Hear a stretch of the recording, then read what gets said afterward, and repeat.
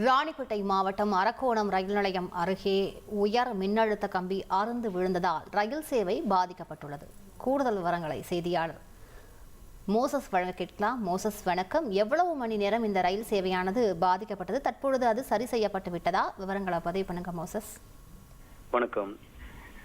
ராணிப்பேட்டை மாவட்டம் அரக்கோணம் ரயில் நிலையம் அருகே உயர் அழுத்த மின்கம்பி அறுந்து விழுந்ததுனால அரக்கோணத்தில் சென்னை செல்லும் அனைத்து ரயில்களுடைய சேவை தற்போது பாதிக்கப்பட்டுள்ளது. குறிப்பாக அரக்கோணம் அருகே இன்று காலை உயர் அழுத்த மின்கம்பி அறுந்துள்ளது. இது குறித்து ரயில்வே துறையினர் சம்பவ இடத்திற்கு சென்று சரி செய்யும் பணியில் ஈடுபட்டு வருகிறார். இந்நிலையில திருப்பதியிலிருந்து அரக்கோணம் வழியாக சென்னை செல்லும் சப்தகிரி எக்ஸ்பிரஸ் மற்றும் கோயம்புத்தூரிலிருந்து அரக்கோணம் வழியாக சென்னை செல்லும் இன்டர்சிட்டி எக்ஸ்பிரஸ் மற்றும் பெங்களூரிலிருந்து அரக்கோணம் வழியாக செல்லும் சங்கமித்ரா எக்ஸ்பிரஸ் போன்ற ரயில்கள் தற்போது அங்கங்கே நிறுத்தப்பட்டுள்ளது.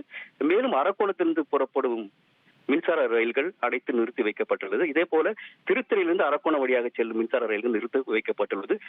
இந்த பணி தற்காலிகமாக இந்த ரயில்கள் எல்லாம் சரி செய்யப்பட வேண்டும் என்பதற்காக தற்காலிக சுமார் 20க்கும் மேற்பட்ட ஊழியர்கள் இந்த பணியில் ஈடுபட்டு வருகிறார்கள்.